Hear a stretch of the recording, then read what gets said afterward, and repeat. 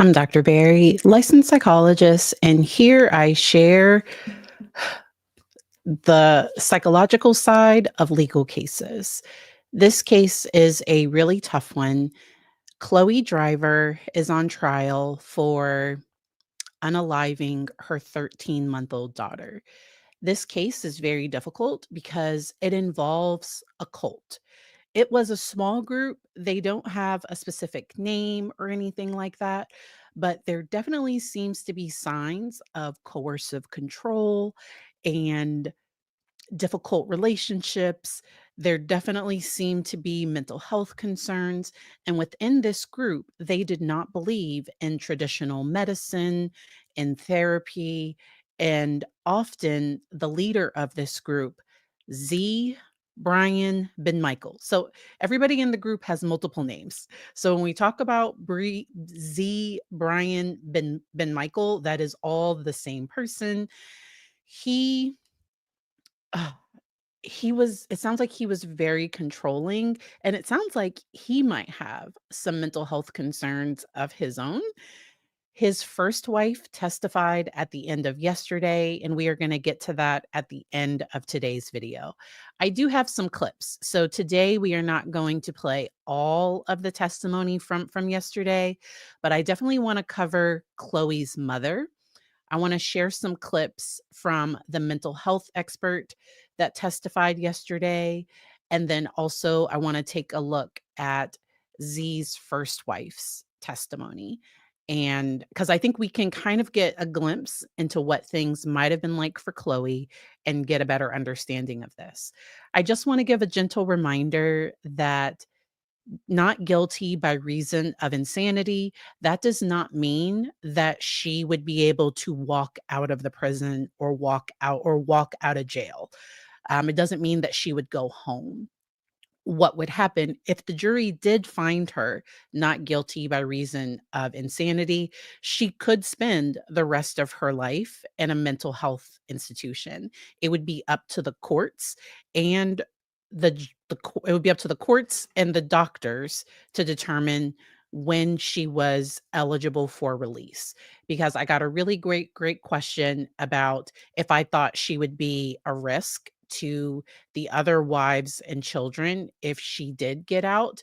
And without treatment, I would definitely have some major concerns. And even with treatment, because I think within this group, if she were to go back to them, I don't think they would want her to stay on her medication, because it's my understanding from Z's first wife that he is supposed to be on court ordered medication and he's not.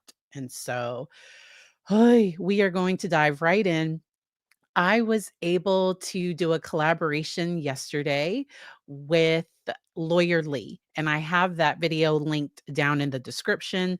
Lawyer Lee is a phenomenal attorney here on YouTube, and we were able to collaborate over on her channel yesterday.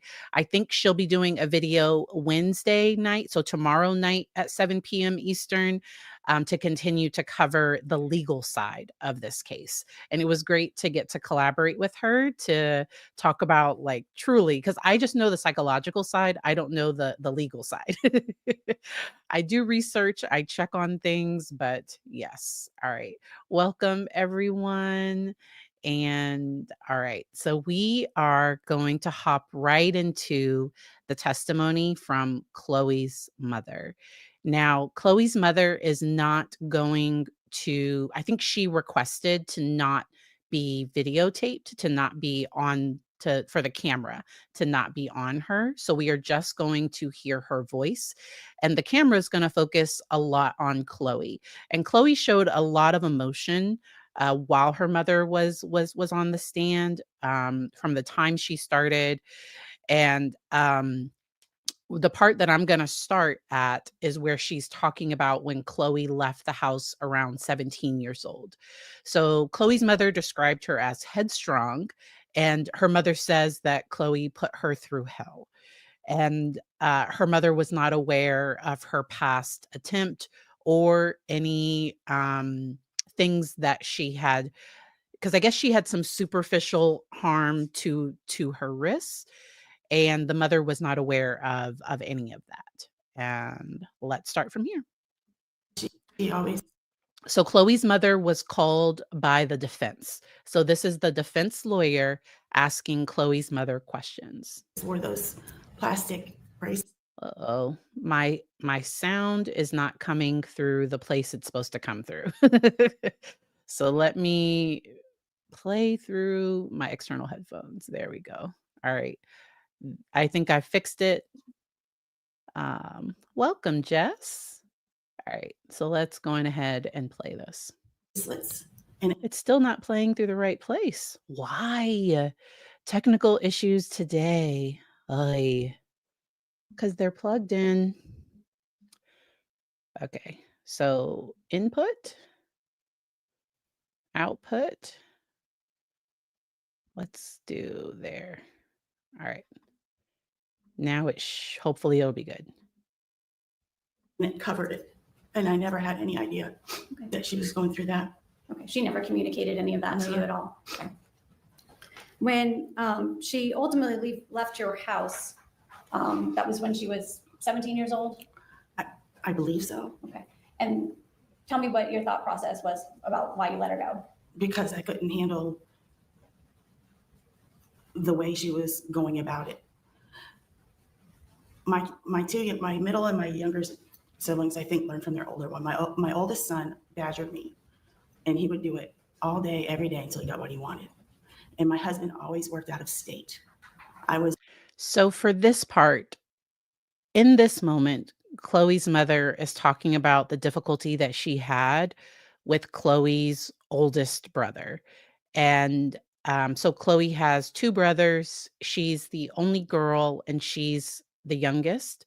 And I guess her oldest brother would badger mom until he got his way. And that's where I work with parents about setting boundaries, because what can happen is if your kids don't know that no means no, and if they push your boundaries until you finally give in, until you're so overwhelmed that you just give in, that can teach people how to manipulate, how to get their needs met the wrong way. And so mom is kind of gonna blame some of Chloe's behavior, not what ultimately happened, but that I guess the older brother had gotten away with so much that finally when it came time for Chloe, mom was exhausted. And I have a lot of compassion for people in that situation, and yet at the same time, not setting appropriate boundaries can send this mixed message that you really don't care. So if my child tried to leave at 17 years old, I'm still legally responsible for him. like like we would have to there are some things that he might be able to control, because maybe he's really struggling in our local public school, and he's like, mom, please, I really need to do virtual school. Like, this is too much. I need to be home. Okay, like that's something he can have a choice with. But if my son is saying, mom, I'm 17 years old and I'm going to just go live with some stranger. Now, like that is, if I let him do that, he might get this internal message that I don't care, that I'm not there for him, and so that's where boundaries help people feel safe. And none of this is meant to blame. So I say all of this so that we can learn from these situations. I only cover cases if there is something that we can learn and grow from. So it's incredibly important for parents to set healthy boundaries. Boundaries shouldn't be so rigid that it's like my way or the highway. Like that'll cause a lot of oppositional behavior, but there are some things, if it's about my child's safety, that's not negotiable. No, the answer is no. and and it's hard to do when you're exhausted, and it sounds like mom was completely exhausted. Was Monday through Friday, only parent, working and having 3 children.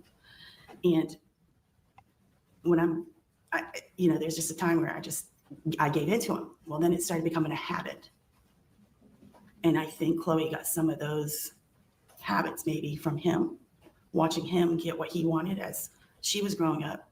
She was never a materialistic kid, but when she wanted to leave and she just asked and asked, and it wasn't just asking, it was arguing, it was fighting, it was, I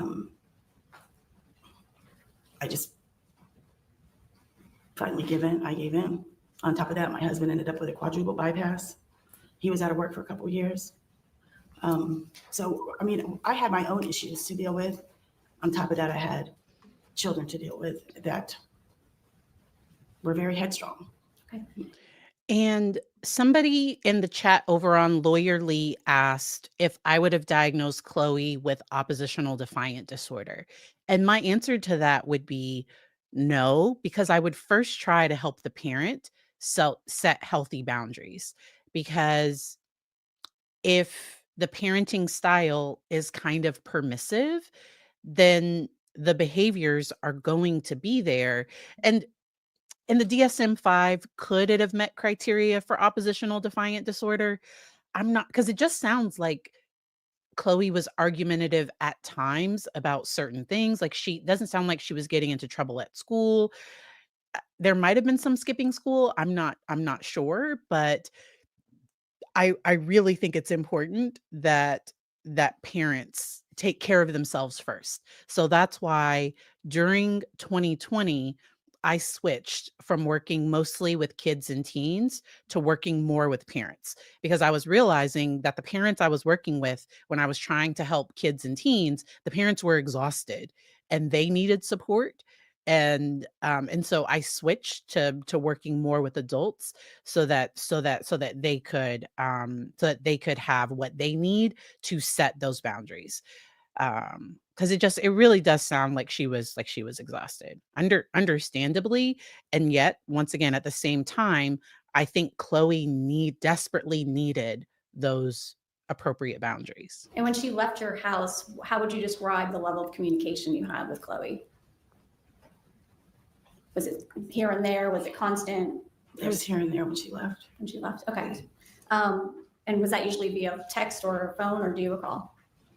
Probably both. Okay. When did you first find out that she was involved with Mr. Benyamin? 18, maybe. 2018, or when she No, was? when she, well, yeah, that would be 2018 also, yes. Okay. And how did you find out about that? She came home and I found out she was pregnant, I believe. Okay. And was that the first time you found out about the age difference between the two of them? Yes, I had no idea. I didn't know about him. I didn't know about his age. I knew nothing. You knew nothing. She hadn't told you about any of that. Not Okay. anything. And what was your reaction to finding out his age? I said I never wanted to meet him. I never wanted him around the house.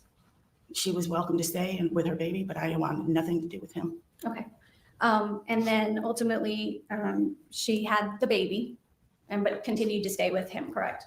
Yes. At any point in time, did you have any concerns about their relationship prior to the birth of Hannah? Well, it was all just a big shock. I did what I could to try to get her to stay with me, but it didn't work. Okay. And so then ultimately Hannah was born. When was the first time you got to meet Hannah? January of 2019. Okay. And in what kind of situation was that? Did they bring her to you? Yes. Okay. And when you observed Chloe with Hannah, what did you observe about her care and demeanor with her She daughter? was a very good mother and she loved her daughter. Okay. Never saw any concerns of? Not at all. Okay. Not at that time. As far as from what you could see, did you feel that she was the primary caregiver of that child? All right. And so a lot of that similar testimony comes out. I am going to skip ahead to the point where she's talking about the mom. So Chloe's mother was trying to get a birth certificate for Hannah, that she went to the police and was trying to get help for Hannah. All right. And when you got back to Knoxville, is that the first time you kind of became aware of everything that had been going on? Yes. Okay. This is the first time you learned that? It started trickling in. Okay. First time you learned anything about Hannah not having a birth certificate or pediatric care? That is correct. Okay. And what steps did you take from there?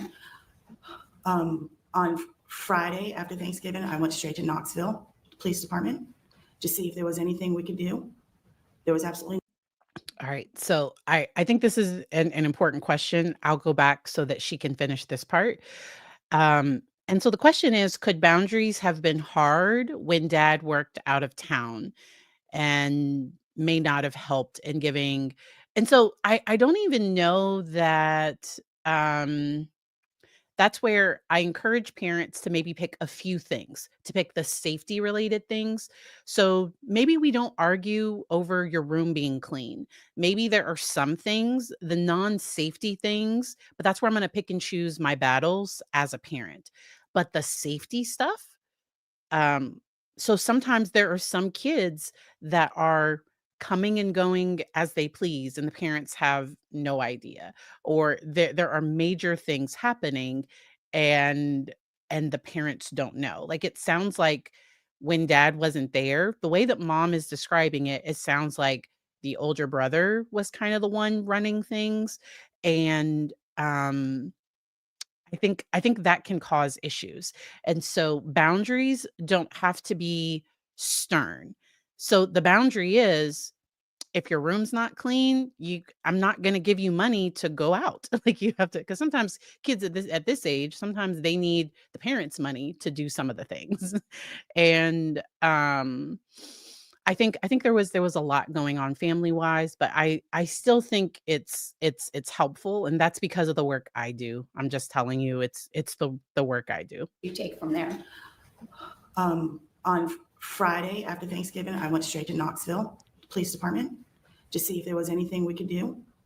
There was absolutely nothing we could do, since it didn't happen in Tennessee, where I lived. Then I started looking on the internet and making phone calls about getting Hannah a birth certificate. I talked to Brian's mother. She gave me a phone number. On Saturday, I called the phone number that she gave me that was for the FBI. I called Memorial Hospital. So, I hope that Chloe's mother has some because she did everything she could to try to, and it sounds like she was trying to possibly get custody of Hannah. And I think that's going to come up on cross examination. Hospital that was in Miami, Florida. And I just wanted to get some kind of ball rolling on getting her a birth certificate.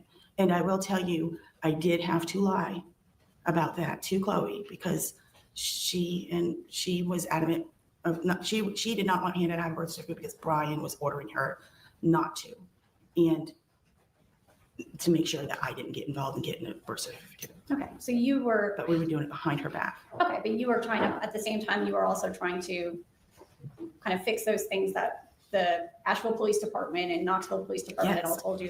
I was assuming that there could have been an Amber Alert out for her. That's all I wanted was Hannah back. But evidently I was wrong, and they weren't able to do anything like that. Okay, and at that point, it's because there had been no birth certificate or determination of parentage? Yes, and also because Hannah was Brian's daughter, all they had to do was a blood test, which means they didn't find her in danger, so they couldn't move on. All right, so at that particular point in time, you learned more about the relationship in those 48, 72 hours than you had the entire 2.5 years beforehand. Absolutely. When you picked up your daughter in Asheville, do you recall seeing any physical marks on her that you were concerned about? At that time, I believe she had a black eye, and I also believe the police took pictures of her back because she had. I think this was after the incident in the road where she had been drugged back to the car. All right. And so I wanted to skip ahead to 54, 41. All right. Let's see where this is. Oh, no. I'm going to show you what's been marked as defense 7. Okay, I'm just going to have you watch this video. Okay. Okay, so trigger warning on this one. Okay, so I try to give y'all warnings when things are happening. Hannah was born in a hospital. It came out, I think her labor, so Chloe's labor wasn't progressing, and so they had to go to a hospital, and they left after 12 hours. So it was not a home birth. Okay. Um, and Z is not in jail. So Z is and I got that confused on my first video. Jason is the one that's incarcerated. All right. All right. So trigger warning for this next video. This is going to be Chloe asking for help. So I guess her mom had her record a video about the situation because the mom was going to try to send that video to the police to try to get them to help. Chloe looks really thin in this video, and so I just wanted to play this so that we could compare. My name is Bobbi driver. It's 11/27/2020. I'm being forced to get into a truck with Benyamin and Kyle or Brian Joyce to see my daughter again because he has kept her away from me. I do not know where she is, and he won't tell me anything. He's kept her with people that I don't really know well, and I don't know what's going on with her. And I'm being forced to get in the car and go with him to be able to see her. And I don't even know if I'm actually going straight to her, but I'm doing whatever I think I can to get to her. Her name is Hannah Nicole. Driver. All right, and you're the one that took that video, correct? All right, tell us why you took that video.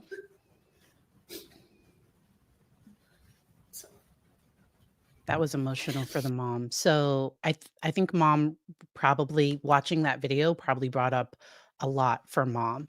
So Z, I don't know that they could find him. So he has court coming up. He's nomadic. I don't think he believes in the government and in like court processes and everything. I think he's difficult to find, and so they don't I don't know that they could have got him to testify. And then also if he was on the stand, he would he I think he would try to make himself look good because some things are going to come out. I believe I forget which witness talked about it, but the prosecution has listened to her phone calls with Z.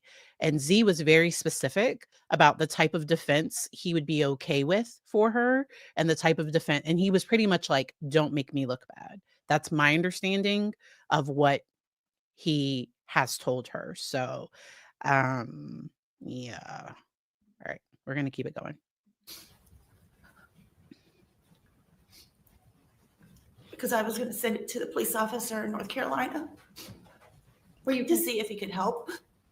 I didn't know what I was doing. I didn't know how to go about getting help, even though I lived where I lived.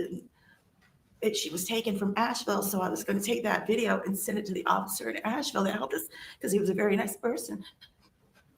And he said he would help us in any way he could. So. Were you concerned about the safety of your daughter and your granddaughter at that time? Absolutely. Okay. Ultimately, Chloe left your residence after being there a couple days, correct? Yes. Okay. Do you recall when your next communication was from her? And so a lot of those dates are difficult for her because understandably that was a difficult time. They're going to show a picture of Chloe and Z and Hannah. And I don't know if this was a video or just a picture. What were you trying to do? What were you and your husband trying to do during this time after Chloe left with Hannah and went back with Mr. Benyamin? We were just trying to get her and Hannah to stay with us. And how were you doing that? Do you recall? Just, my husband actually told her that somewhere down the line that if she came home, he would pay for her to go to school and buy her a car. And she did not like that. She said that it would have to be her choice if she decided to come home and go home. Did you feel at that point in time that she felt like she could leave that relationship? No. or if that she left that relationship, she had concerns about whether or not she'd be able to leave with Hannah? She wouldn't be able to leave with Hannah. That's how. That's what I did. Okay, all right. And what other things did you and your husband do between Thanksgiving and December 8th of 2020 to try to convince Chloe to leave? So she left right around those pictures, and I didn't see her again until December 7th, I don't believe. Okay. December 7th, she came to my house to pick up Hannah's stuff because they were heading to Florida. And I asked her to please stay with us. And she was worried. She's like, she said that Brian would never let her just would never allow her to stay with Hannah. And I tried to tell her, don't worry about Brian and Jason or whoever's here. Well, we can take care of this. I will call the police and I will have them removed from our property. And she said, no, Mom, you don't understand that. He'll never let us stay. The way she acted when she was at your house, was that different than you had ever previously seen her since you?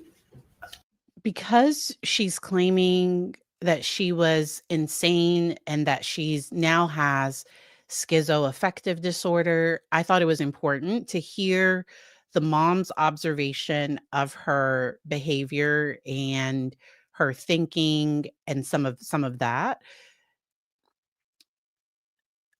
I would suspect if somebody did have schizoaffective disorder, it would likely run in the family. There would be a diagnosis of bipolar disorder and schizophrenia on one or both sides of the family. We are not going to get that evidence. We don't know what other medications, I'm sorry, what other, because I was reading a chat, what other diagnoses are in Hannah's family. Because I'm a little concerned that Z has a diagnosis of schizoaffective disorder. Just me watching and listening. I'm and knowing how much communication, how much contact she's had with him, how she looks up to him, the fact that he has that diagnosis, and it's like he's been in mental hospitals from what his first wife said. I'm not sure how the jury's gonna take that, but and two things can be true. So they could both totally have it because the way that Jason was describing her behavior, I was like, "Oh wow, yeah, that kind of sounds like bipolar to me." But I think they want her to possibly be able to come back to the group. And I don't know. I have some questions about some of the motivation here. Just my own personal thoughts. I don't think she was in a safe relationship. I think Z and Jason, it sounds extremely toxic. We're going to talk about trauma bonds when the expert comes up, but I have some questions. Yes. I mean, you previously described her as a spitfire and talkative. and No, everything. at this point, she was, I hate to say it, but she was just drained and dead inside. She was like a zombie. She was just, she wasn't her. She wasn't Chloe. Okay. And it did look like she had stopped eating and she did not look as healthy in that picture and in that video. And antipsychotics and mood stabilizers can cause people to gain weight. But it didn't look like she was at, and she doesn't look like she's at an unhealthy weight or anything like that. It looks like she was underweight in that picture that we saw earlier. Both physically and mentally or emotionally? Oh, yes. Okay. All of it. Did you notice when she came back to your home on the 7th, whether or not she still had, or whether she had more bruises or anything on her face? Do you recall? I do. Actually, December 7th, I asked her how she got the black eye, and she said she ran into a cabinet. I said, no, you didn't. But she didn't. And she said, Mom, I deserved it. And So let's talk about looking back at all of this now, okay? You obviously lost your daughter and granddaughter, correct? Yes. All right, and you found out on December the 8th about what had happened, correct? Technically, I didn't find out until December 9th in the morning. Okay, and that was from the Canton Police Department? Yes. Okay, and you and your husband immediately started providing information to law enforcement at that time, correct? I believe so. But That you was a would, hard phone call, so I really don't remember. what it was. understandable. Did at any point in time, did you ever, based on what you saw with Chloe, ever think that she would harm Hannah? Absolutely not. Did you have any concerns that she would ever harm herself? I didn't think about it at the time. But now that I look back at so much and remember things, possibly. Yes. So this, when you got that phone call from Canton Police, you were floored, correct? Yes, I thought I lost my daughter and my granddaughter. Well, I did lose my granddaughter. Can I have a moment, Your Honor?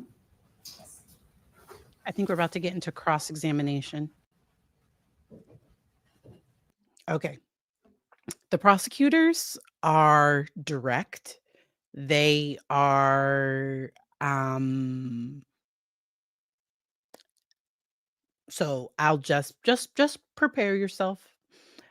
Prepare yourself.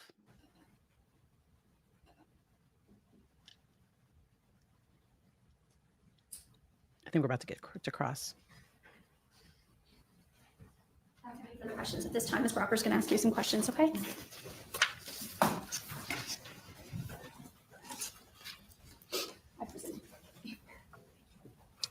I'm going to pause it. I got to pause fast. This is a great question. Do I think if she had received treatment as an adolescent that this could have been prevented?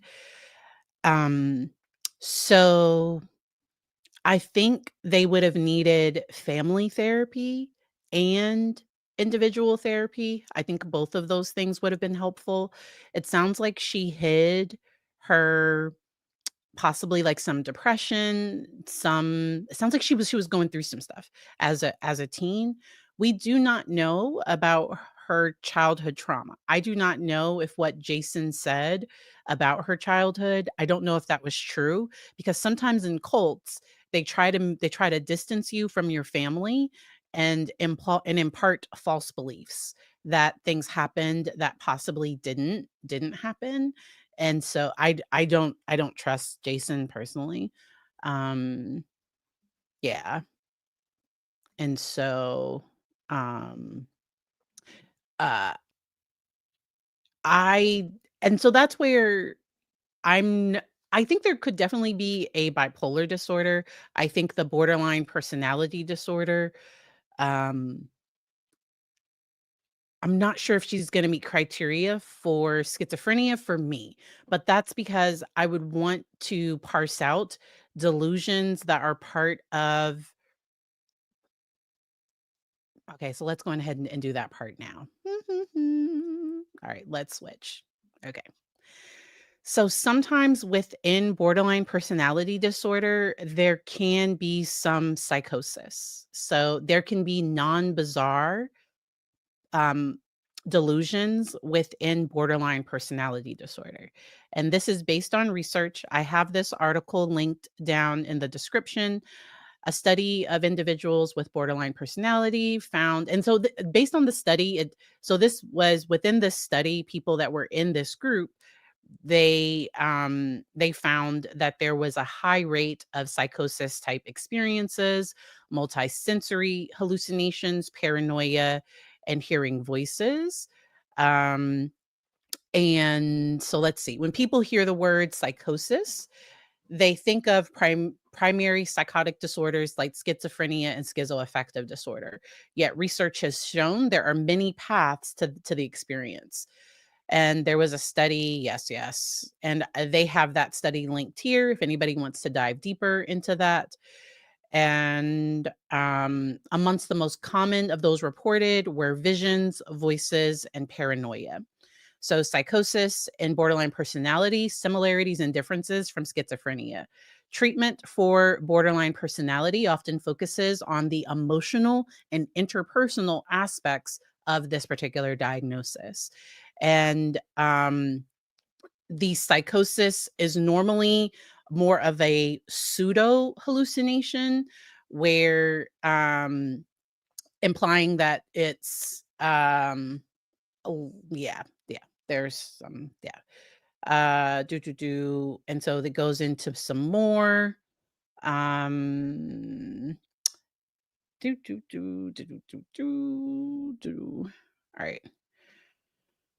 And so it's critical to note that these experiences are real to the individuals experiencing them, but that sometimes there can be this experience. And so I would want to parse out what was personality and what was based on the relationship dynamics.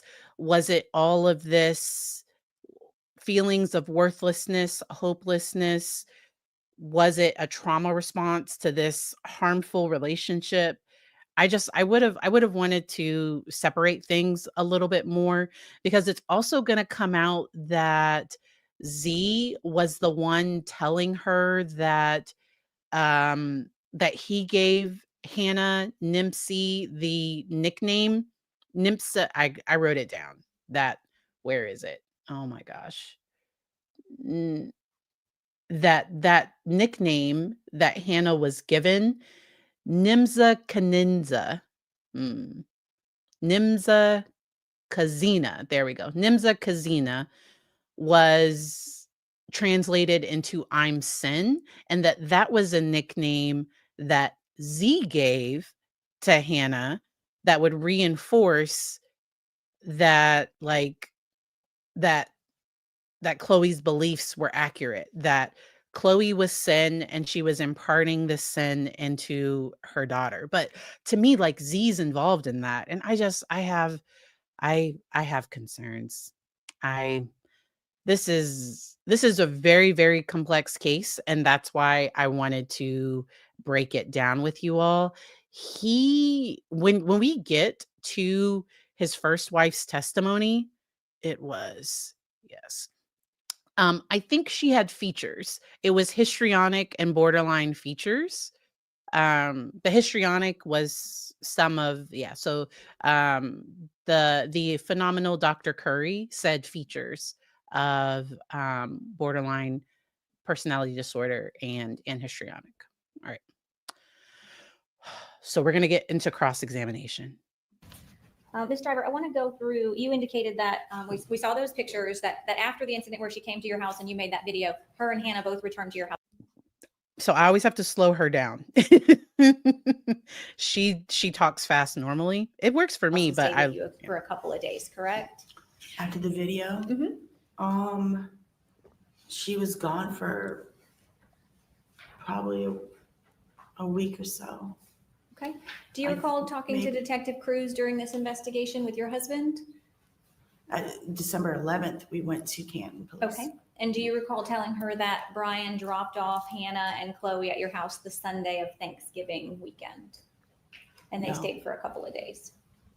I don't know. All the dates are mixed up in my head. Okay. I don't know when they came back. Okay. But did her and Hannah come stay with you? Yes. After the video? After the video. Yes. Okay. I just don't know if it was when exactly it was. Okay. So that could be important to the jury. That because I was thinking after Chloe and Hannah went to the mom's house, I was thinking that was probably the last that he wouldn't let her out of his sight. Like I was thinking that was probably the last time that they went there, but there was a time that happened after that. So. And then you said that she was leaving with him because they were going to go look at some property in Knoxville? Yes. All right. In Asheville. In Asheville. Okay. Thank you. And when you were interviewed by Detective Cruz, did you tell her that you and your husband didn't know that anything was going on until about Thanksgiving time? That is, yes. Is that accurate? For the most part, yes. Okay. And did you tell her that at that time your concerns became your goal of getting Hannah away from both of them because you didn't want Hannah to be raised in a cult? That is correct too. Okay. So your decision to try to get her a birth certificate and go behind Chloe's back in that regard is because you wanted Chloe to go to school, to get vaccines, to have medical care, and Chloe and Brian would not agree with that. Yes, yes. Okay. And you had repeatedly tried to get Chloe to leave that situation and she refused, correct? She didn't refuse. She wanted to, but there was no way out Okay. And in her mind. all right. You're aware that after she killed Hannah, she continued to reach out to Yes. Brian and maintain a relationship with him, right? I know that she kept in touch with him. He had a hold on her to where she had to. Okay. I don't understand it myself. I Okay. really don't. All right. And I'm trying to get to the bottom of your statement that she had to. Do you understand that when she was reaching out to him, he could not access her physically and he could not call her At the hospital? after Or she was in jail? arrested? Yeah, I know that she could only make the calls out. Okay. And are you aware of how often she chose to do that? I know that, honestly, no, I don't. Okay. Did you know that for over 2 years after she killed Hannah, she continued to call him? Yes, Okay. Are you aware that she made over 617 phone calls to him? 600, no, I was not. Okay. Do you know just how many times she lied to you and told you she was no longer talking to him when she in fact was? And I made it clear to her if she kept talking to him that I would have nothing to do with her. Okay. And are you aware after you made those statements to her, she continued to speak to him behind your I back? believe so. I believe she told me. Okay. Do you recall? All right. So I thought this would be the perfect time to address this question about why she was calling Z so much. And the thing with borderline personality disorder, and my camera is just has a mind of its own. There we go. So the thing with borderline personality disorder and somebody with narcissism, so I think she looks to him for validation, for love, for comfort. And it's going to come out with the expert. It goes beyond indoctrination and brainwashing. Um, Let me see if there's research on personalities that are attracted to each other. Disorders in relationship. Because I see it a lot in my practice. I don't know if this is true.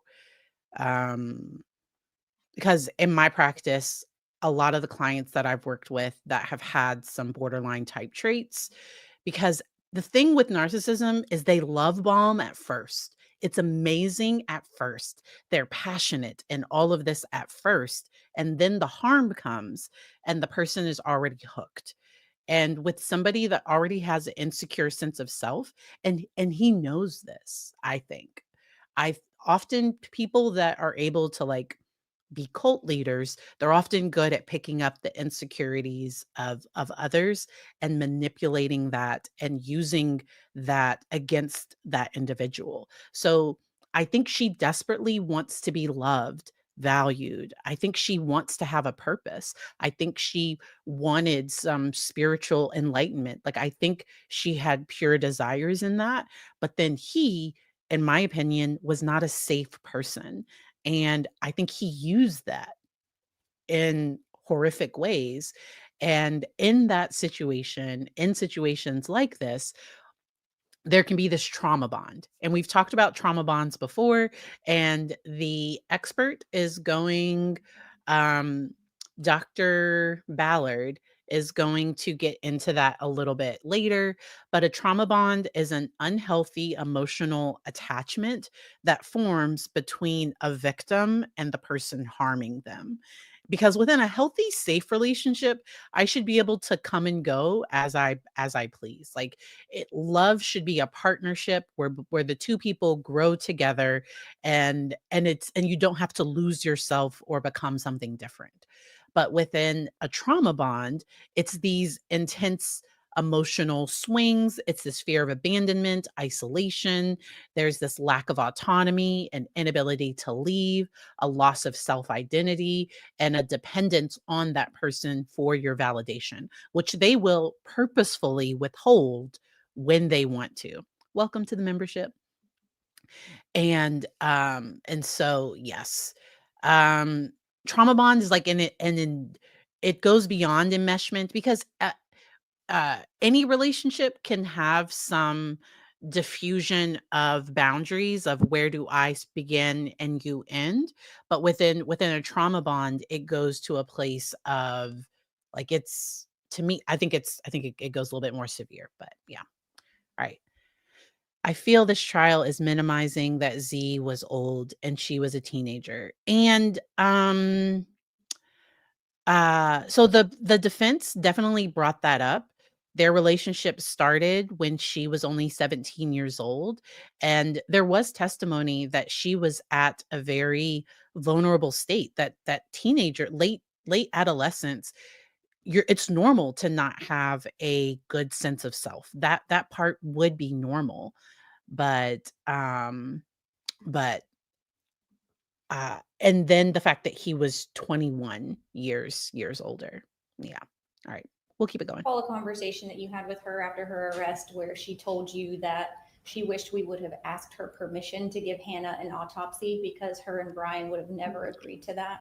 Trigger warnings for because I guess the mom is going to say like that's what happens when you unalive a baby. Like that's what the mom is going to say. It sounds like her and her mom, like they might get into it sometimes, but like Chloe was saying stuff that was Detective Cruz, when you spoke to her, that Chloe went into this situation with strength from her upbringing and she was able to wane through it. But the last few months when he teamed up with Jason, that's when she lost hope. I really don't. I'm sorry. Okay. You've told this jury that you didn't become aware that there were any issues until the last couple of months, right? Mm-hmm. And you're aware that's when Jason Spillers joined the picture? I have not been keeping up with Jason. I don't know. Okay. I know that he was at the river, but he was only at the river for a few minutes. Okay. So you don't. After that, I know nothing about this cult. I know nothing about these people.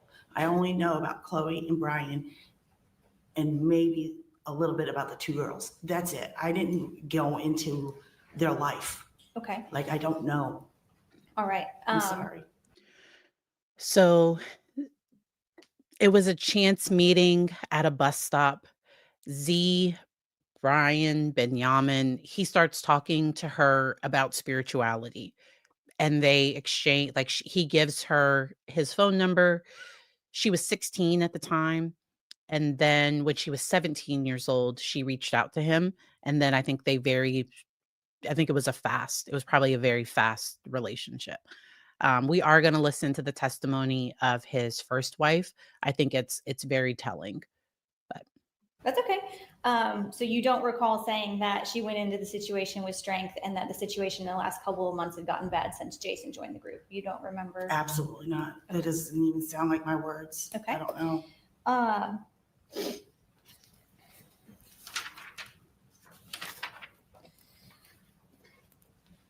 I want to talk to you about Chloe's access to money. Did at some point she transfer you $65,000? 60. $60,000? And when did that happen? I asked her to put that money, to take it out of her account so Brian could no longer have any money, any way of holding onto it or getting a hold of it. And I asked her to put it in another account because I wanted her and Hannah to start figuring something out as far as getting away. Okay. Do you recall when that was? Hannah and Chloe it had to have been in November. Okay. So you said you wanted her to take it out of her account. It was after she got Hannah back from when Brian took her. Okay. Was that when Hannah and her came to stay with you for a few days? Yes. Okay. And so at that time she had access to her own bank account that had over $60,000 in it? Yes, because she went to the bank and showed her ID, wrote a check, and she transferred it over to our account. Okay, so Chloe transferred $60,000 to your account. Mhm. All right. And did she, to your knowledge at that time, have any, withdraw any cash? I believe she had some, when she left North Carolina, she had $1,000 on her, When she if left? I remember correctly. Okay. And so she transferred you the money. She Oh, had, no, I do remember. I'm sorry. We went to the ATM when we left North Carolina and she pulled out that money. So she would have cash on her while she was at my house or just for an emergency or if anything she needed to use it for. okay. So she had debit cards, checks, and access to that account with all the money in it. Well, she had a debit card, yes. Okay. All right. So she transferred you $60,000 and she withdrew $1,000 cash for herself? If I remember correctly, yes. Okay. And then after that, she chose to go with Brian to look at some property in Knoxville? Yeah, it was, so after she transferred me the money, the few days later, he showed up, picked her up, picked Hannah up, and she wanted Eric and I to go with them, and we just couldn't do it. Okay. But I look back at that now as a cry for help as far as asking her father and I to go, because she asked us a couple of different times to make sure, or that she wanted us to go with them. Okay. And I thought the transferring the $60,000 to her mom, because I guess Z is going to ask Chloe to talk to her mom about getting that money back. And yeah. All right. Okay. The male lawyer did come for the expert pretty hard. I want to give her a good pause. Where's a good pause? No, that's not great.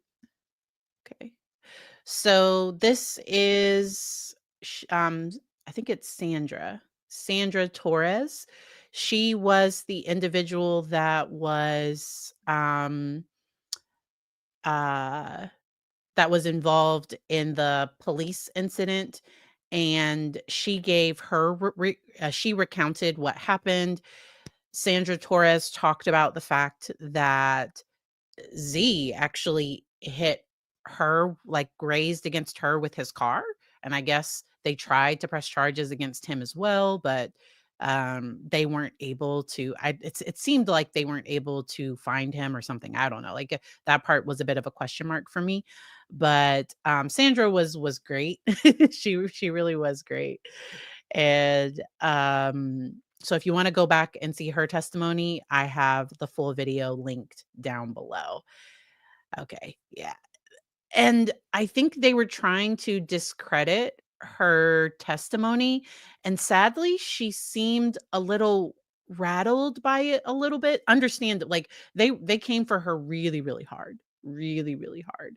So this expert was called by the defense. She did a psychological evaluation, including an MMPI of Hannah, and the MMPI results do not come up when the defense is asking questions, but the prosecution is going to bring it up.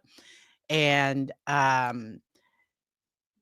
I think they were trying to ask questions about worldview and how a person's worldview, you have to assess them within the context of their culture. And so they went really hard at her, but I think it was to discredit her testimony. Like I think they were trying to make her look less credible with the jury. That's just my own thoughts.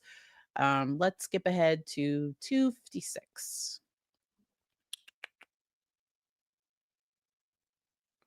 All right. We're going to skip ahead to here. All right. Ms. Driver told you about their overall relationship, like from the beginning to the end. Yeah. I saw her a few months after the death of her daughter. And she had very mixed feelings.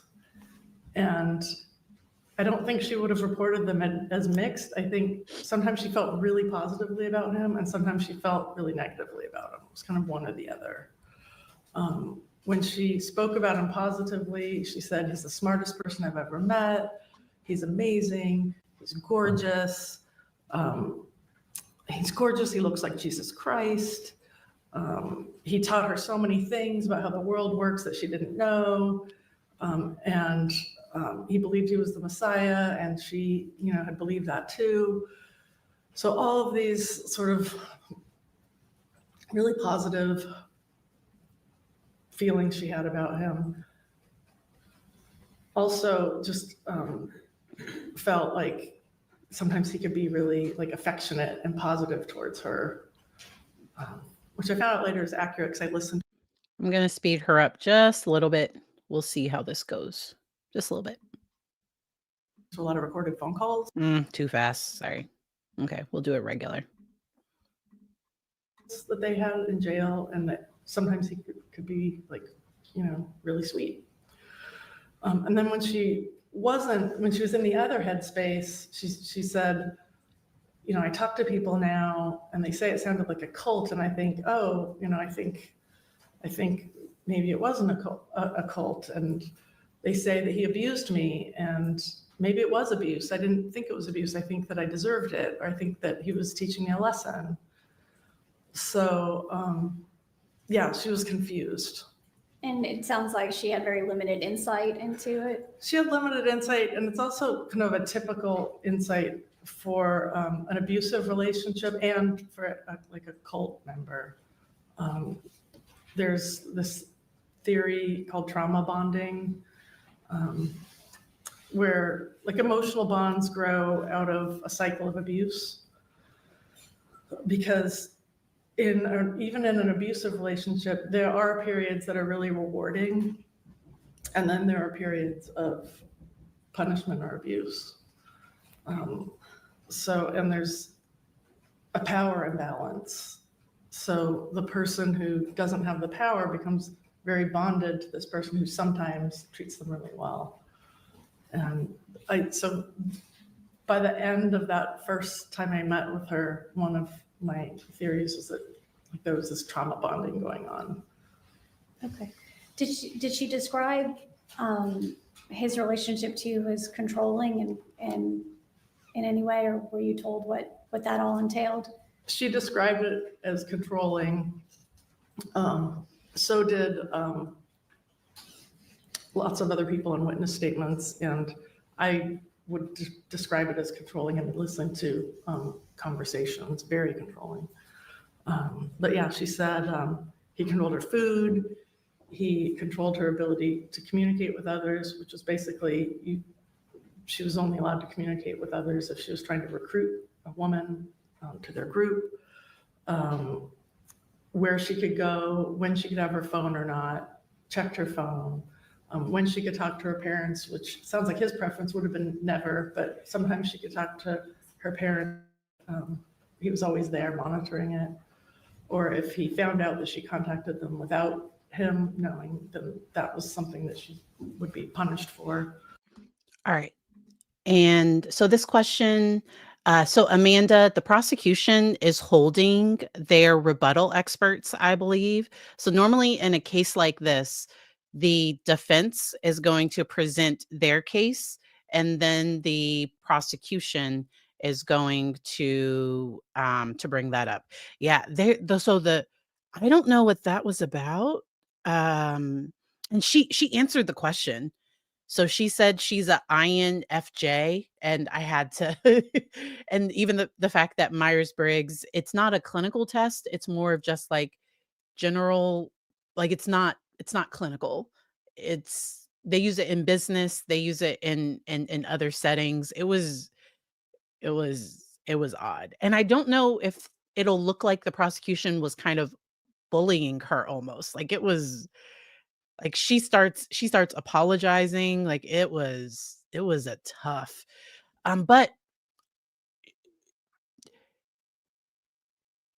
she would kind of start talking about, like, her husband and the fact that he's a forensic psychologist too, and there would be some things that were said that I think that's why the prosecution did some of the things that they did, because they didn't go that hard on the other expert. Yeah, so the trial is live today. I think it starts about 10:30. I'm covering testimony from yesterday. So Court TV will have a link to today's live testimony. All right. I will probably be live again tonight to cover the stuff what to cover today. Yes, yes, yes. All right. And that's a really typical abusive thing, is to isolate the victim. Yeah, he wouldn't call her Chloe. He called her Kwani. He chose that name and told her that was her name. Yeah, he controlled her email. He controlled her access to social media. And all of this was kind of presented as being for the greater good and for this whatever purpose, greater purpose that they had, that she was to submit to these things because for some bigger purpose. You indicated that she was talking about some of these things as buying into it because that's what he was selling, or he made sense. Right. Yeah. And for a while, it did make sense to her, and she didn't perceive things as abusive. And it was after she became a mother that it was harder for her to buy into everything, because there were things that she wanted to do as a mother that she wasn't allowed to do. Did she kind of express to you in any way that she was made to feel that those rules or that control was for the purpose of, or that she deserved it? Yeah, that was actually the word that she used, that she thought she deserved it. She thought, like I said, he reinforced that idea that if anything bad was happening to her, she was being locked in a dark room or told not to move for a long period of time or hit or anything, that it was because she deserved that. I'm gonna try to give her a good pause. There we go. So there's a good question. Hello, Be More. Um, is it me, or does it seem like this doctor was too careful in choosing her words? Perhaps so she has testified over, I think, 100 times. She's a forensic psychologist. She has switched, I think, in 2021. I don't know if it was after this case, but sometime in 2021, she'd stopped taking on new forensic cases, and she's just managing the cases that she had, her open cases, and she switched to just clinical practice. And I can really so forensic work can be hard on a person emotionally. It can be tough. And her practice focuses more now on helping people with anxiety. She is the fact that she is in psych pack. So within psychology, within clinical psychology, there is an organization that has reciprocity between states so that you can practice across state lines a little bit easier. And so I think her website says that she practices like that she accepts clients in 20 different states.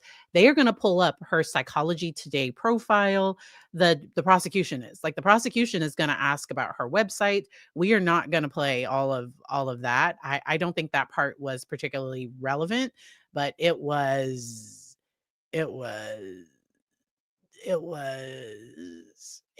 came across a little a little bullying to me. Like it was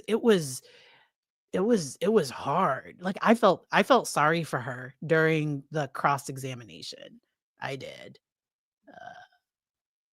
Like, but Right. as an All right, and expert, what do you sorry, recall? as an expert, you're normally prepared that whichever side didn't call you, you're normally prepared that it's going to be a little bit more adversarial, because they're going to start with asking about the fact that she had lunch with the defense, and it was it was a lot. I don't know how the jury reacted to all of that. All right, we will keep it going for a little bit. Her report to you about that CBD. In late 20. We're going to skip that part because they're just going to talk about the CBD. I wanted to skip ahead to 328. Let me know if y'all have any questions about any of this. 328. All right. They're going to get into some of her diagnoses. And her diagnosis is going to be the same as the expert from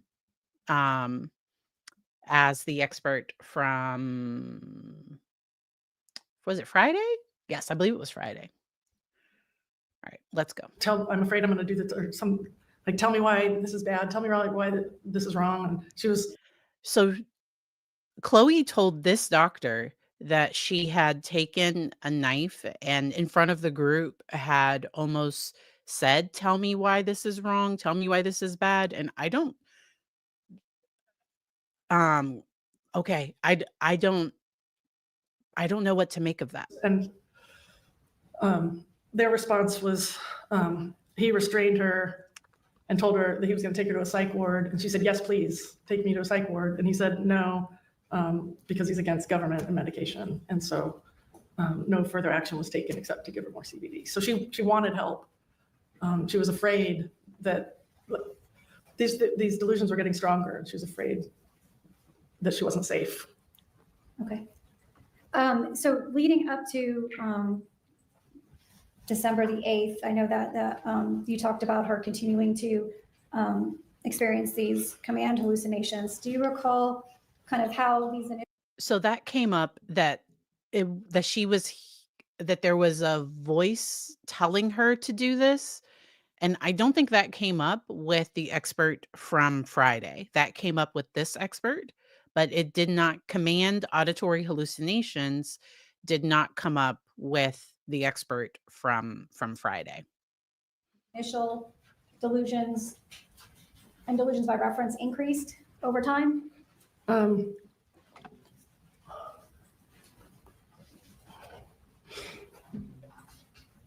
Do you recall her talking to you about specific visual hallucinations or additional thoughts that she was having? Well, she was saying that everything, by the 7th and the 8th, everything was pointing to this needing to happen. And there were a lot of confusing delusions going on. There were command hallucinations about, "Do this, you need to do this." There were delusional beliefs of, "I am sin, my daughter is sin, we need to die." There were delusions around that if that didn't happen, other people would suffer. So it wasn't just I'm bad, but that it would hurt other people. She experienced visual hallucinations. Like she said, she saw a bird cage over a woman's head. She said she saw a camera in the corner of a room that wasn't really there. And she just said she started to think, maybe she was evil, and everything she did was bad and evil. And her identity confusion was also part of this, where she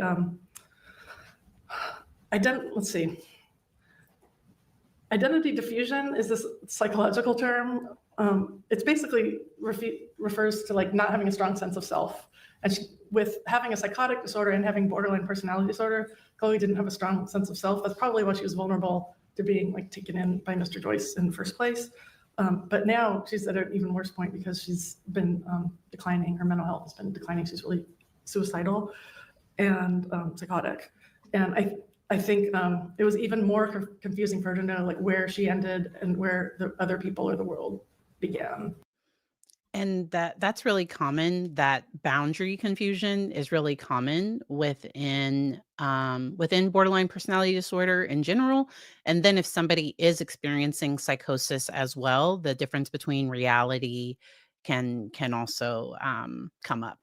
So how are experts prepped for testimony like this? So forensic experts, it is part of their training to practice testimony to practice answering questions.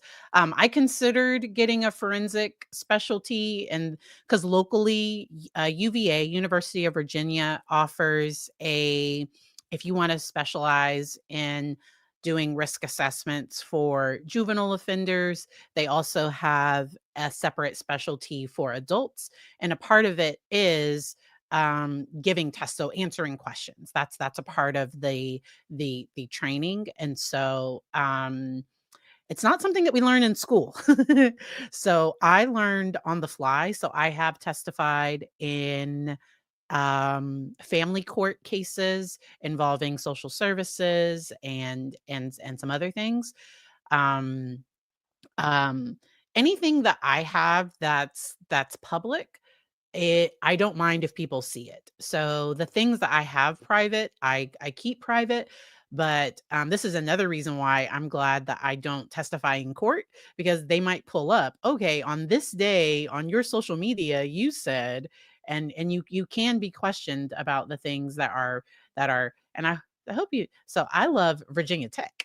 Like, that is blasphemy, Sarah. I love Virginia Tech and my Hokies. I actually have a Hokie hoodie, and I might have to wear it at some point for a stream, but yeah. So her idea of killing herself and killing her daughter, in her lucid moments, she saw that it was something she didn't want to do. She was scared it would happen, and really like was afraid of it. But in her delusional moments, seemed like because there wasn't a clear sense of like where she and her baby ended and where the world began, that it wasn't as it was something she needed to do that was like a good thing to do, that was like the right thing to do. Okay. She was very confused. Okay. And you've previously told us that, this might not have been something that she experienced 24/7, but there's really no way to gauge the amount of time, frequency, or anything like that, correct? There's no way to gauge it. And typically symptoms aren't like constant. And I say typically, but it's hard for me even to think of people who are psychotic who I've been around, which is a lot of people who don't have little moments of clarity, or who are incapable of, goal-directed behavior. So someone might be really psychotic, but they could still, in her case, like change a diaper or, drive a car. That's not relevant to her, but I'm just thinking of someone else. That people can still do things. All right. So that's the gist of today's testimony. So would y'all like to switch over to the live court feed? Like, I have time. Do y'all want to switch over to live court for a little bit? Let me know. There is an expert on the stand. It looks like Law and Crime has the live coverage. But before we get there, we need to get to one other thing. So let's see, 5:52. We're going to get to calls from Z. 5:52. Here we go. All right. So they're going to talk about calls from Z. All right, Dr. Ballard, before we took that brief break, we were talking about part of your review in this case involved you reviewing and listening to several phone calls, correct? Yes. All right. In this case, we already know that there were hundreds of phone calls. I think you indicated you have not listened to all of them, correct? Right. All right. But can you talk about and tell the jury about some of the content of the calls that you listened to and what your concerns were related to those? Sure. One of the calls I listened to, the content was she was in jail, and he was instructing her to drink her own urine while she was in jail. And that if she felt embarrassed to do this in front of her cellmate, that she should tell her cellmate that her naturopathic doctor told her she needs to drink it or else she'll get sick. So Z was still trying to control her from jail. Like, I think that's what the defense is trying to get at. And he was saying things like, you need to do this. You can't fight me on this. You need to do this. Do you understand? And she was resistant. And when he was resistant, he said, I was expecting the answer. I do, Daddy, I do. And they kind of went back and forth until she finally said, I do, Daddy. And he said, that's better, or good job, or something like that. And to me, this just reflects how controlling he was and the amount of control he had over her. And Go ahead. and the idea that the only acceptable answer is to completely agree with whatever it is he's saying. And there were also discussions about money, correct? Yeah, he told her also to get, it was a big sum, $60,000 from a loan he'd made her take out, that she needed to tell her parents to give him that money. And she said, what are you going to use the money for? And he said, why are you questioning me? And she said, because I can know what you want to do with my money. And he said, no. He said, why are you asking me that question? Are you doubting me? She said, I'm starting to doubt you because this, was a few months into jail. And he went on a long tirade that I didn't document in full, but basically he called her dumb, told her not to talk to her mom anymore, said every time you talk to your mom, you get pear-shaped and stupid. She at one point tried to interrupt and said, and he said, no, there's nothing else with you, you need to change. Okay. And there were several more phone calls that you listened to regarding that. Yeah, at one point he told her, it's a little ironic because he told her that under no circumstances was she to represent him as being controlling or manipulative to anyone. They were talking about her defense, and I don't remember his exact words, and I didn't put them in my report, but it was basically like, you will not, represent me that way. You will not do that. And it's like him controlling her to say that he's not controlling. Yeah. You'd agree with me based on some of the other phone calls that you listened to that that he was also kind and sweet to her and that kind of thing. Yeah, even in these same phone calls, when she was completely agreeing with him, she would get very reinforced for that. Or sometimes a phone call would start out just kind of like any relationship, hi sweetie, I miss you, how are you? But the second that she would not be 100% compliant, then there'd be pressure and control until she was compliant again. And then once she was compliant again, he would say really warm, nice things. Or if she'd share something, he'd say, oh, that really makes me happy that you got to, she shared a book she read. And so that makes me really happy that you enjoyed that book. Thank you so much for sharing that with me. He knew how to be kind. Okay. Did you find it, were you surprised that after she was incarcerated that she continued this contact with him? No, it's pretty typical in an abusive relationship and in a cult, and so certainly in both, that it's not just a quick separation, that there's a continued connection. All right. So then we are going to get to Gabriella, and she was the first wife. All right. So let's start here. I went by Eiley, and then once I had my daughter, our daughter, mine and Benyamin's, I just went by Oma, and we gave her the name Eiley. Eiley, okay. And when you first met him, you said you were living at his parents' house or staying with his parents' house? Yeah. Okay. So tell me a little bit about how that relationship. Trigger warnings for DV. Okay. I'm going to try to skip through some of it. She is going to mention that when she tried to leave him, that she would start to get very down. She would feel lost. She would be confused, and she would have thoughts of not wanting to be here. So trigger warnings for that. Progressed. Like, were you both working, doing anything like that? No, neither of us were working. He was loosely affiliated with a financial group called Primerica. It was like a life insurance investment company, but that he didn't really make any money through that. It's like an MLM sort of thing. What drew you to him? Well, I'd never really met anyone like him before. He just knew a lot about spirituality and, religious sort of doctrine, I guess. And just, I was very naive at the time when I met him, so I never really heard any of those concepts before. Was he kind of your first serious relationship? He was my first serious relationship. Okay, so you quickly moved in together, is that correct?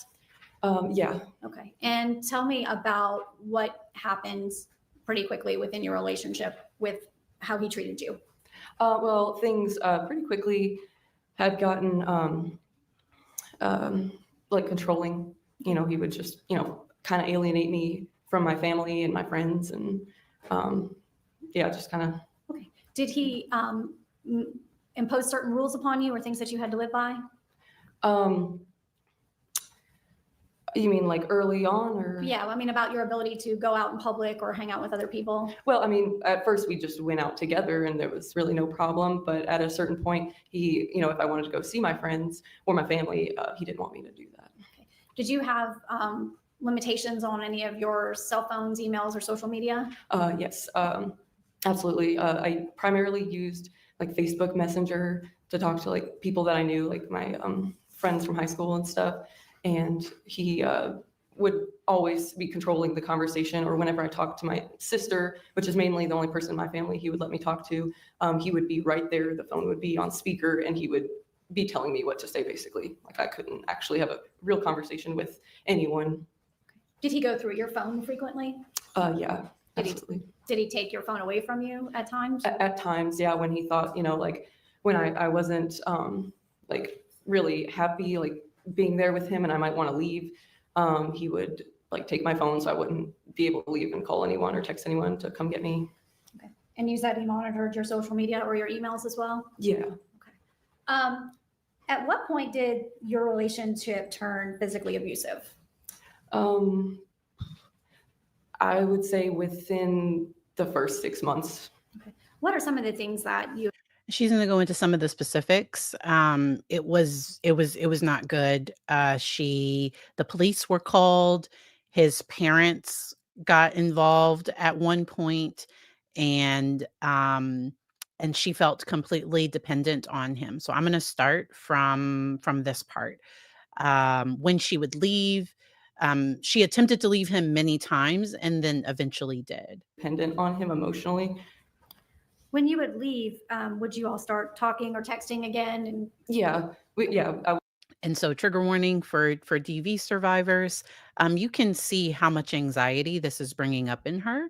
And I'm so glad that she was able to break free. She is also working on her current husband adopting her daughter, and she yeah. So yeah. All right. I would leave and I would try to not talk to him. And then at a certain point I would, he would just be incessantly messaging me, usually is how that happened. And I would just text him back. I'd be triggered and I would just text him back. And then he had a way of sucking me right back in. did he proclaim you to be one of his wives before or after the machete incident? Do you recall? I believe it was after that. Did he make any kind of demands to you about wanting to have children with you or others? Yeah, he said the only way that I could be his wife exclusively is if I had a child with him in the next year. He kind of gave me like a time limit for that, which is And weird. so you ended up getting pregnant with your daughter? Yeah, I believe within that time frame. Yeah. Okay. After you got pregnant with your daughter, was he still emotionally or physically abusive with you? Both. Dwindled. Like he would like to like suffocate me, And just kind of all over the East Coast, just bouncing around from couch to couch. And right before, a few months before I gave birth to my daughter, we stayed at his parents' house and kind of settled in there. And I decided like that I would get I would see a prenatal doctor for to make sure everything was okay, because he didn't want me to have any prenatal care or give birth in a hospital or anything like that. There was also a significant age gap between her and Benyamin as well. She was, I think, 17 when she met him, and he was 33. There was that same age gap again. And I do have it sped up to 1.25 speed, but you could tell just how difficult this was for her. okay, so you kind of tried to take the lead on that Oh one. yeah, at a certain point I started realizing it was like I had a real person that I was about to create, and that they needed that sort of thing. Okay. During this time, even continuing into your pregnancy, were you still not allowed to go out on your own, or did he regularly check your phone or still control who you talked to or communicated with? Oh, absolutely. Okay. Same with social media or email? Yeah, that I thought Chloe seemed a little distressed to see her. Like that could just be me. Chloe seems to be letting her team handle things and manage things, but to me, I thought Chloe seemed a little distressed to see her. I thought that was just my thought. never really changed until the end when I started gaining more like self-confidence and really realizing that I could leave really the relationship. Okay, and so you had your daughter in August of 2016, correct? Yeah. Okay, and where did you go from there? Where did you go stay? We pretty much immediately left his parents' house, and we kind of bounced around for like a little bit, I think like 2 weeks or so, just couch surfing, like friends we knew. And then we ended up at Jerry's house, Jerry Okay. Evelyn. Okay, and how long were you at Jerry's house, do you think? We were there a couple of months, at least 2-3 months. Okay, and to clarify with you, you were his first wife, technically, correct? Mhm. But you are somebody different that left Mr. Ablin's house at a different time. You only know about that through other parties, correct? I only know about what through the Someone else leaving Mr. Ablin's house in a different way. We're not talking. So she's not the one. There's a Gilliana too. Like there's somebody else that I thought that had a baby with him that left Jerry's house in the middle of the night. So that's not that. I don't think that's her. Like there's somebody else, I think. Correct me in the chat if I'm wrong. But that wasn't her. She wasn't the one that left in the middle of the night. Can I clarify any questions? Let me know. Let me know if I can clarify anything. I thought it seemed like Chloe could definitely have some mixed emotions, and that it seemed like Chloe seemed to show some distress in seeing her. I thought. All right. All right, we're gonna keep it going. Correct? Oh, yeah. Okay. So let's talk about your overall relationship. You're still living this kind of nomadic lifestyle. You had your daughter. Was he allowing you to take your daughter places or get any type of early care? I believe we went to the doctor once after she was born because DCF had gotten involved immediately at the hospital because his mother was there and told them like he was crazy. And so they immediately got involved, and we went to a doctor's appointment because we had to for the DCF case. And then we just left and sort of abandoned the case. And Okay. What was the first time you went to leave Mr. Ben Michael? What was the precipitating incident that finally, at least for that first time, got you away from him? you mean after I had my daughter? Yes. Okay. Because before that, I tried to leave many times and did leave and would, go back and forth. But let's see, like I guess the straw that broke the camel's back would be when I was staying at Jerry's Another- house with. So there's another DV incident.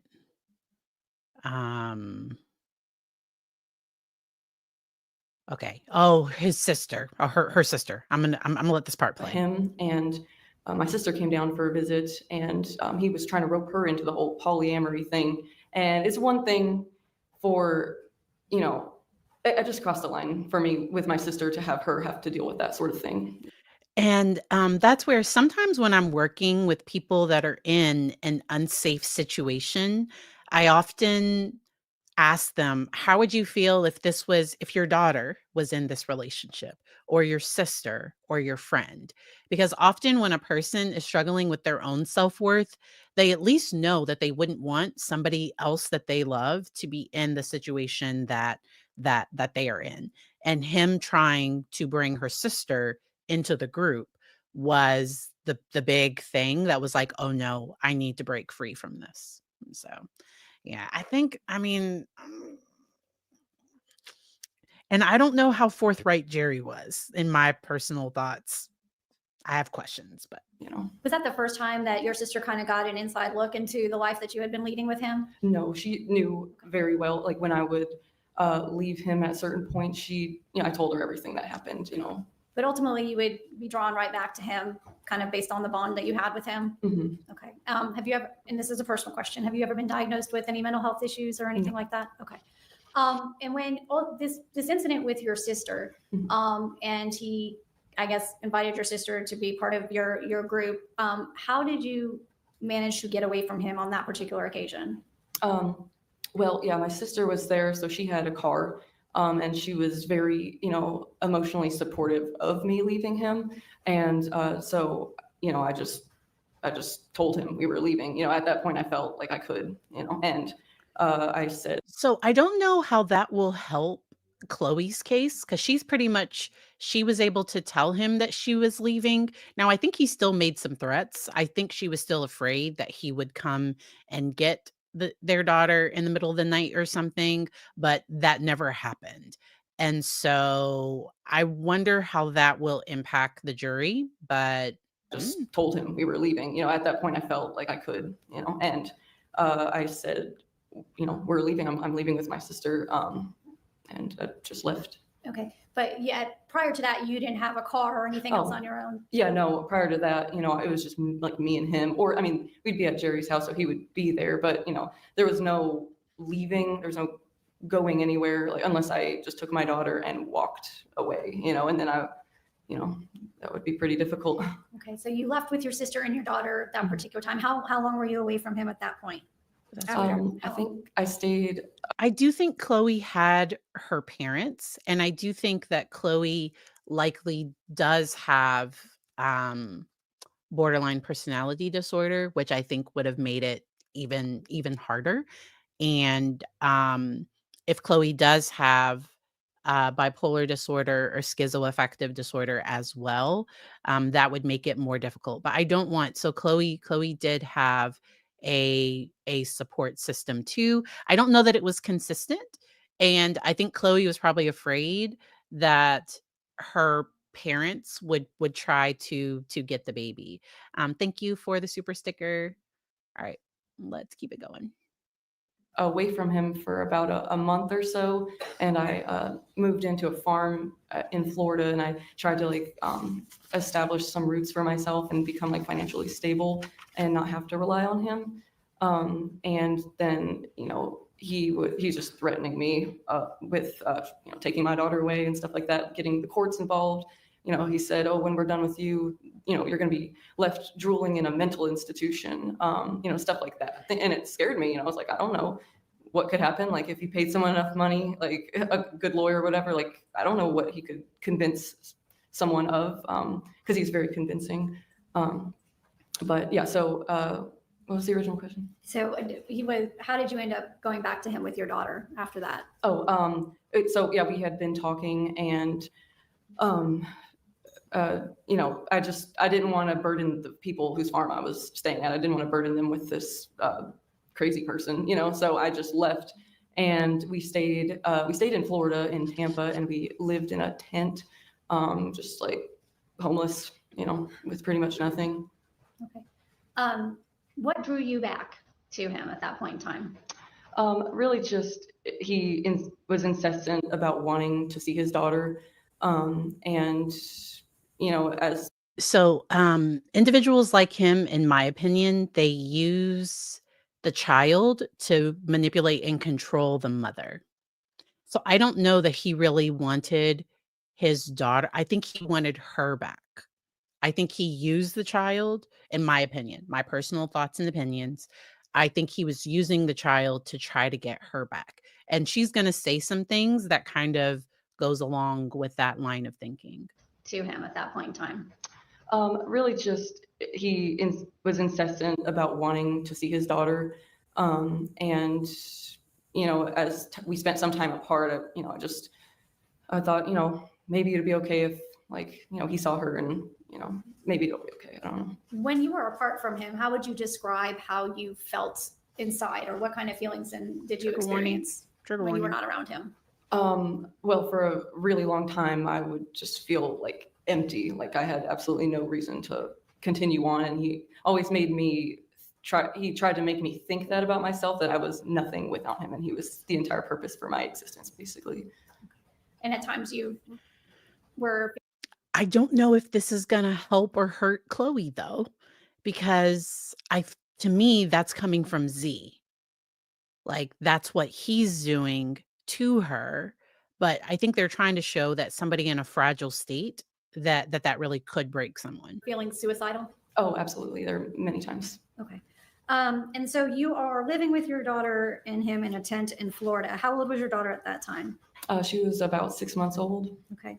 And kind of what was the next I guess, red flag or thing that happened with you in that regard? Well, just after years of nothing ever really changing and us always like struggling so badly, and we were just, living in this tent. We had nothing. We were beggars, and we had hardly anything to eat at really any point. My daughter was exclusively breastfeeding, so she was getting what she needed, but I could barely get by. It was just draining it out of me, and there's only so long, someone can do that for before they become malnourished. So I just reached out to my dad and I said, please just come get me. I need to get out of this situation. This is like, it wasn't really rock bottom because there have been worse points, but that was a really low point.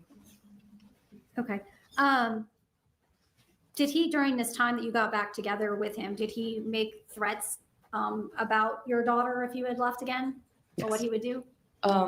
Yes. So he's definitely going to do that. I want to get to the point where they talk about and so she did meet Chloe on a trip to Asheville. Okay, so Chloe's starting to get upset at this part. So let's listen to this part.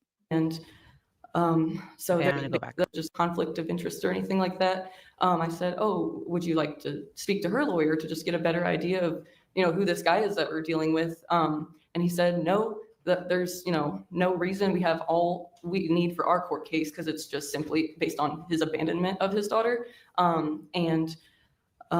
So there's really, and the fact that I feel guilty, because Chloe tried to reach out to me a few times, and I just, I spoke with her and kind of told her how my relationship with Benyamin went, but I just felt like I wasn't getting through to her, and that she would just kind of have to learn on her own, and I feel really guilty about not trying to help her more. Okay. So, And so I don't think Gabriella did anything. I think she tried. And so I hope that survivor's guilt, or I hope that that she's able to move through that, and maybe even being there and testifying and giving her perspective and helping the jury see things, how things were for her. I hope that can help her feel a little better about all this. It's sad. you have not seen or heard or talked to Benyamin since when? We have spoken a few times over the course of the last 6.5, 7 years since he's seen his daughter, just mainly through text or email, and just very limited, Is it about your daughter, generally speaking? not really, never really about her, And that's where it really comes off that he might attempt to make it seem like it's about the daughter, but it's really about getting her back. I don't know that he probably says he cares about the children. It does not sound, just from what I'm hearing, it does not sound like it. but yeah. Okay, so you left this relationship with your daughter and kind of didn't look back at this last time, correct? Yeah. All right. And then you got a call from the Canton Police Department on December 14th of 2020, correct? Yep. All right. And in that phone call, you kind of learned about this whole circumstance, correct? Yes. And you provided Detective Cruz at that time all of the information regarding your relationship with Mr. Ben Michael, correct? Yep. And kind of talk to her about your relationship with him and how things ended and that kind of thing, correct? Yeah. All right. Did you tell Detective Cruz anything about you being concerned about a potential abuse against Chloe? Do you recall? I'm sorry, can you repeat that? Sure. Do you remember? That killed Chloe. That was my first thought because of his abusive nature. So I thought maybe it got out of hand. About some of the So incidents of physical. I skipped through just because some of the words. So her first thought when she got the call was that he had done something to Chloe, but it was actually that Chloe had done something to Chloe and Hannah. Like that's what it was actually about. So that's what she initially thought it would be, that he had done something to Chloe. Physical abuse, but is it fair to say that's just a small snippet of what you actually endured in that time that you were with him? Yeah, there were multiple instances of abuse that went on. Did you feel like that you were? Okay, I'm gonna skip a little bit of this because she definitely felt trapped. I thought she did a really good job talking about the manipulation and the control, and that she's now married and she's working on being able to have a better place for her and her daughter. I want to get to the part where she talks about his mental health. Because when she mentioned the possibility, oh, there we go, mental illness. Let's get to this part. Okay. Okay. So let's get to this part. I think I had just gained like self-confidence in that area, like that I realized that I could actually do that. And that, that I could, I guess. In your kind of determination to become self-confident and get away from him, when you were with him, did he make you feel like that you were nothing without him or you couldn't succeed without him? Yes. Can I just have a moment? Yes. I don't have any further questions of this witness. Cross-examination. Good afternoon. Hi. How are you? I'm okay. Is it Kaikendall? Yeah. You referenced that, what did you call him? Benyamin? No, I called him Z. I just call him Benyamin now. Z, okay. And you used the word to describe him as crazy, and you talked about sort of his mental illness. Do you know about, and you referenced his mom at the hospital, telling the hospital something. What did they tell him about his mental illness? What did who tell? Or like his mom? What did his mom tell me? Sure. What do you know about him being diagnosed with a mental illness? Well, when I first got together with him, he was with another woman, Jennifer. I don't remember her last name, but they had been together. They had met at an institution, a mental institution, and he was on medicine at the time for what I believe is schizoaffective bipolar disorder, is what she told me. And so they were together for 2 years while he was fully medicated. And then, he was just stable, had a job, and, they were engaged to get married, like a monogamous relationship. And then he stopped taking his medicine, even though I believe it was court ordered, is what she had told me. It was court ordered for him to be medicated. And so he stopped taking it and just became a totally different person. Okay. So he had been diagnosed with a mental illness. Yes, from what she said and from what his mother has said, yes. Okay. And you referenced the fact that there were a couple of things when you talked to Detective Cruz in December of 2020. Have you had a chance to listen to that interview? I did. Okay. And one of the things that you told her is one of the main reasons you left is because you wanted your child to be able to go to the doctor. Yeah. Okay. And then you also told. So I think it was also his mother too. So I don't think it was just Jennifer. I think it was because she lived with Brian. She lived with him and his mother. And something came up while she was at the hospital. While she was at the doctor. Yeah, when she gave birth at the hospital and CPS got involved, it sounds like the mother, Z's mother, told the hospital something. So I don't question this at all. I thought she came across very credible. Told her that him trying to sort of recruit your sister as one of his second wives crossed the line, and yeah, that crossed the line for me. That also sort of motivated you to leave. Is that fair? Yeah. Okay. And you told Detective Cruz that you had only ever met Chloe one time. Is that right? Yeah. Okay. And was that what you referenced earlier when you were talking about Asheville trip we went on? Yeah, it was like when was that? Oh, I don't know. My daughter was around just over a year old when that trip happened, so that would have been 2017, Okay. sometime in the summer. All right. So the one and only time you ever met Chloe Driver was in 2017? Yeah. And you referenced the fact that at certain points when you left him that you wanted to commit suicide. Is that right? Yes. And you've never been diagnosed with any type of mental illness? No. All right. And so let's see. Okay. Yeah. This part's good. And so he drives people to a point to just not even necessarily women, men too, but predominantly women. He just drives them to such a crazy point with all these crazy ideas that he puts in their head, making them question everything about reality, which isn't necessarily like a bad thing. But then it's like your reality is totally broken apart, and then he starts connecting all these dots for you and starts controlling the way you think, if that helps. Okay. But that was based on your experiences were based on the real things that you experienced with him. Yeah. Okay. Not based on any delusions in your mind. Based Oh on yeah, no, actually yeah, experienced? exactly, yeah. Okay. And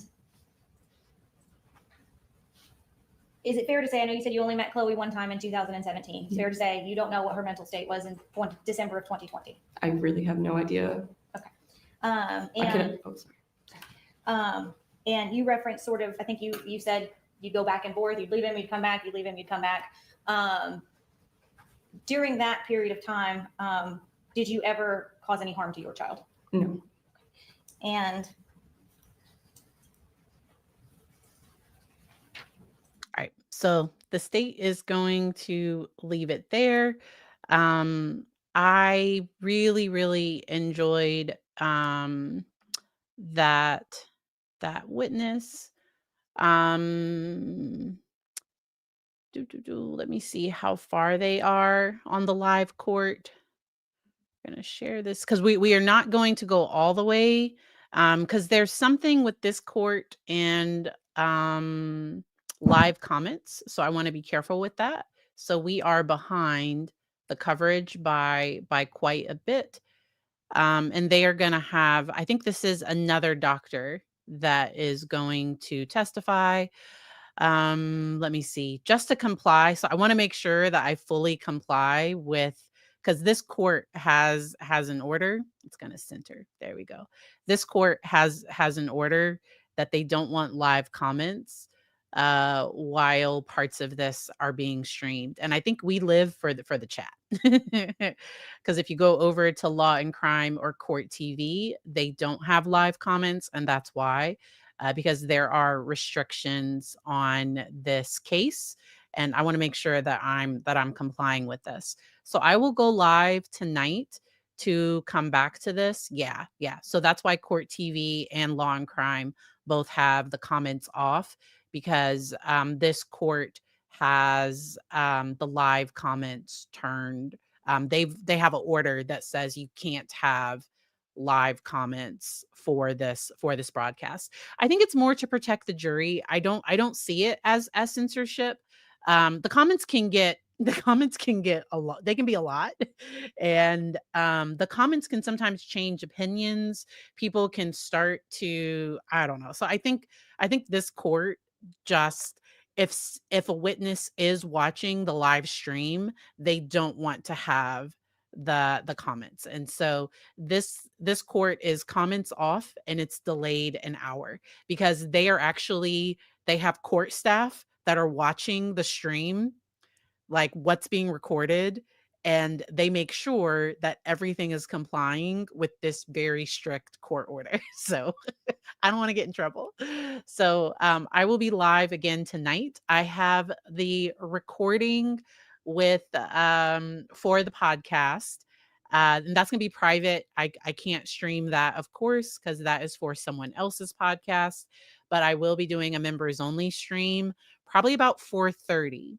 So right after that podcast recording, I am going to go live and debrief with you all.